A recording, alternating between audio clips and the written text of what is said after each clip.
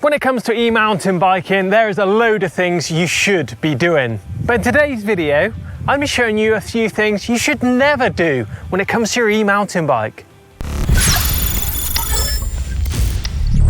One thing you definitely want to avoid is washing your e-mountain bike upside down. As tempting as it is to clean your drivetrain and your wheels and tyres and things like that, what it's also going to do is going to fill your bike up with water. Now, a lot of bike manufacturers actually have drain holes in the battery and the motor to allow that water to drain out with gravity. If you're washing it upside down, you're just going to fill your bike up. One of the worst things you can do for your e-bike's battery is leave it flat after a ride. So you've been out, totally emptied the battery, then you stick it in your shed without charging it. Now this is really going to impact that battery's health. The best bet is, if you're going to ride it the next few days, is to put it back on charge and top it up to 100%. If you're going to leave it for a few weeks or in storage, you just want to top that battery back up to around 60 to 70%. Now, we all know e-mountain bikes are pretty heavy on the drivetrain, and one of the cheapest items to replace is going to be your chain, but you simply cannot fit a brand new chain to worn out cassette and chainring. You'll definitely run into problems like chain suck, gears jumping under load. It simply will not happen. One of the cheapest ways of doing this is to keep your eye on chain wear with a chain checker, or if you are going to replace your chain, you need to replace the chain, the cassette and the chainring at the same time. Now, one we're all guilty of is leaving our e-bikes on charge for longer than they should be. Maybe days, maybe weeks. Leaving that charger connected to your e-bike isn't a good idea. Although a lot of the smart chargers are clever and they will turn off once that battery is topped up, you could get a malfunction and therefore cause something pretty nasty to happen.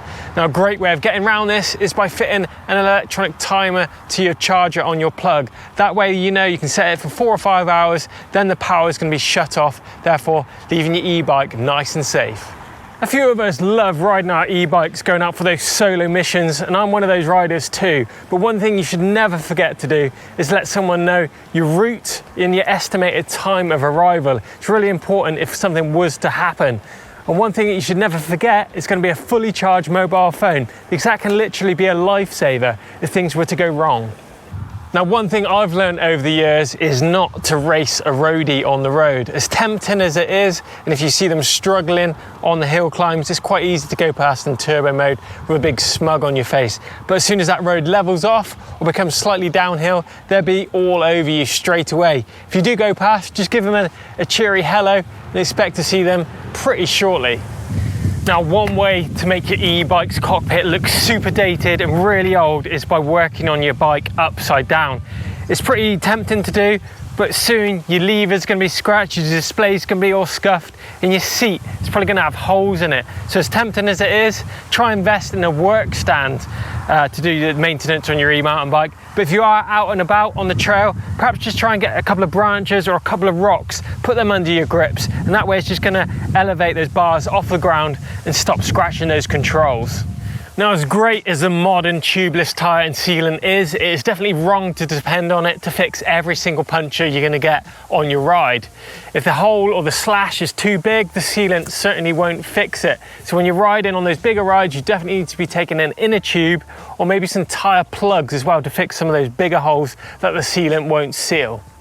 Something you never want to do on a big ride is kick it off in turbo mode or even trail mode. If you can, you want to go on the mode with least assistance possible. That way it's going to save you battery for those bigger rides, and also when it comes to when you are running out of battery, if you switch back from turbo mode to say eco, it's going to feel like your e-bike is turned off. What I suggest you do is actually try and start those first few, just the meters at your house with the e-bike turned off, then switch it up into eco, and you'll be surprised the amount of assistance you're actually going to get. You stick it in turbo, your battery is going to be disappeared super fast.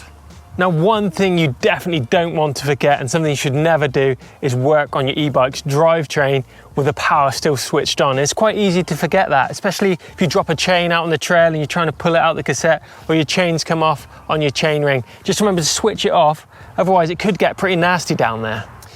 Now, something you never want to ignore is the error codes that flash up by the software on your e-mountain bike. This monitors the battery and the motor, and if it says that there's a problem, you don't want to simply turn it on and off again and reset it. You want to get to the bottom of the problem before that problem strikes, because it'll probably strike in the middle of nowhere.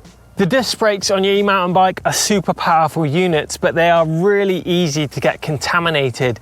Just by a simple touch of your hands, and the oils on your skin can actually contaminate that disc. Let alone an overzealous spray of chain lube or bike polish is simply going to contaminate those pads. So don't get in the habit of touching them or spraying anything onto them at all.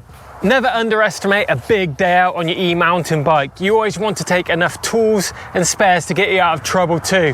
And when it comes to food and water, well, you want to take more of that than you expect to use. There's nothing worse than feeling hungry and dehydrated out on those big rides. So get prepared for those big days. Now, one thing you should never forget to do when it comes to using the apps on your mobile phone to show where you've been riding on things such as Strava and Komoot, things like that, is to set your privacy zone. What this is going to do is end your rides before you get to your house. If you forget to do that, you're giving thieves all that information that they need to know where you live and where you keep your precious e-mountain bike. So there you go, a few things that you should never be doing on your e-mountain bike. But get involved down in the comments box down below about any of these things you might have done on your e-mountain bike and what happened to you. Give us a thumbs up if you've enjoyed it. Don't forget to subscribe to EMBN and make sure you find and give us a follow on social media too. Thanks for watching, guys.